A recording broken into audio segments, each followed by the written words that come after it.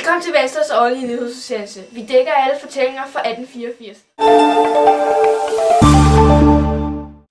Den 18-årige knejt Julius Rasmussen viste sine printede holdninger i vor vis og besluttede at tage sagen i egen hånd. Jeps. Den Estrup den 20. oktober var på vej ind i sit hus på Tolbovej. For Rasmussen frem med en næsten ufarlig pistol. Attentatet mislykkes, og Estrup slap uden en skræmme. Vi vil nu vise en optaget film fra forsøget, taget af en forbipasserende. Lillemor, kom og se! Ej, hvad er der? Ja, det er noget med Estrup. Ej, hvad sker der? Jeg tror, han prøver at skyde Estrup. Hey Estrup! Bang! Prøver du at skyde mig? Hvad kan du sige? Bang! Ej, hvad sker der? Okay. Skal jeg tage nogen? Skal der noget te? Skal der ikke være roligt? Hvad skal jeg være hjemme? Bare rolig, der skete ikke noget. Gardiner op, min far. Kom og se. Ej, hvor er det godt. Jeg er så glad for, at du ikke døde. Helt rolig. Shadow! Start ham!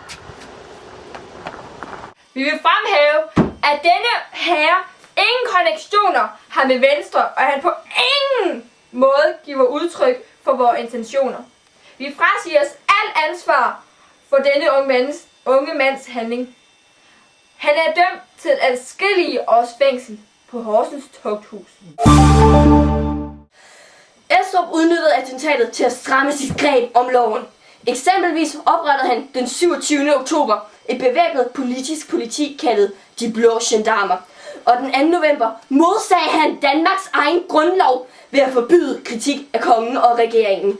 Den sidste lov har skabt adskillige misforståelser. Senest da en havnearbejder i Esbjerg blev beskyldt for at have råbt ned med Estrup. I virkeligheden var de i gang med at sænke lasten, og han råbte på godt jysk, ned med Estrup! En anden misforståelse, som vi har valgt at reanimere for jer, er denne. God her. Ja? Kan du vise mig vej til Sjønsgade? Se mig! Kære, du var sindssygt! Du følger vist med! Ja, jeg vil bare være til Sjønsgade. 40 år siden, at præsten, digteren og politikeren N.F.S. Grundtvig åbnede sin første højskole, nemlig Rødding Højskole. Da Grundtvig først fik ideen, blev den meget kritiseret. 10 folk forstod den ikke. Men i dag strømmer flere tusind drenge og piger til disse højskoler, og de er yderst vældige. På højskolerne er der ingen eksamener. Man går i stedet for til forelæsninger, diskuterer historie, politik og synger en masse. Højskolerne er så populære, at der også kommer folk fra andre lande, særligt nordiske. Grundtvig døde desværre i 1872 og nåede ikke at opleve toppen af bølgen. I har sikkert alle hørt om Andelsmejeriet i Hjeding. Det åbnede i 1882 og blev en kæmpe succes. Her 2 år senere er der kommet flere mejerier, og vi regner med, at der vil komme endnu flere de næste mange år. I et andelsmejeri er alle medejere. Alle deles om opgaverne, hvilket giver bedre kvalitetsprodukter. Min kollega, Køj, er nu hjemme hos bunden Jens Peder, der var med til at få ideen. Ja, jeg står jo herude på Jens Tønskeds marker. Undskyld, jeg mener Jens Peders marker. Men det er måske ikke engang Jens Peders marker. Er det? Er det ikke hele andelsmejeriets? Jo, det kan du brænde på. Jeg har et par spørgsmål om alt det der med andelsmejeriet og sådan noget, for Jens Peder han var jo med helt på første idé. Så han har lovet mig at svare på nogle spørgsmål om det. Så hvordan kom I på ideen med det med andelsmejeriet?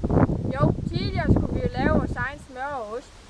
Og da vi ikke havde særlig mange køer, så måtte smørkernen jo vente, fordi vi skulle have en kæmpe portion mælk, for at det kunne blive til noget. Og desuden så havde vi rigtig dårlige redskaber. Ja, de var simpelthen ikke gode. Jo, og så kunne vi se, at herregården, de lavede en ost og en smør. Og det var bare skide godt.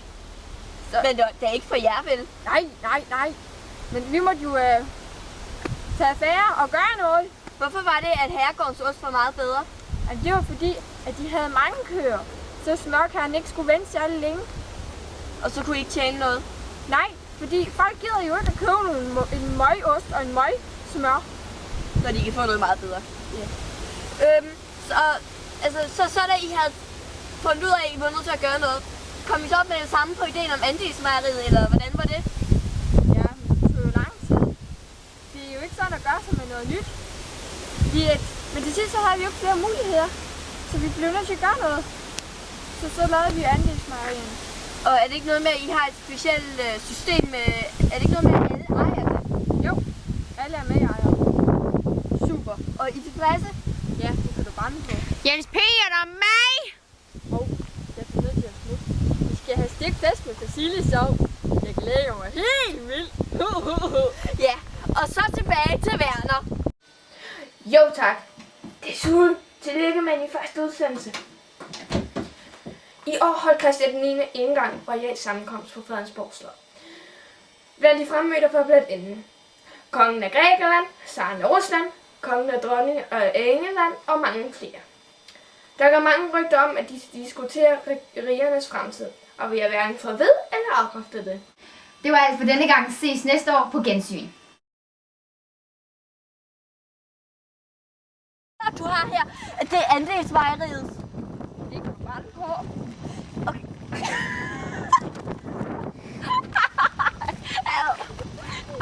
Fri her fra næsten flærke, de besættes uden i lås og sæbes måske.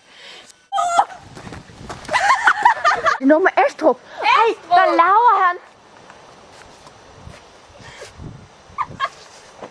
Hvad din om mine frakkekop? Er du sikker? Ja, det er Svend! Fang ham! Hvor fanden er du henne? Han er dømt til adskillige års fængsel. Nej, mandshandling. Han sidder nu.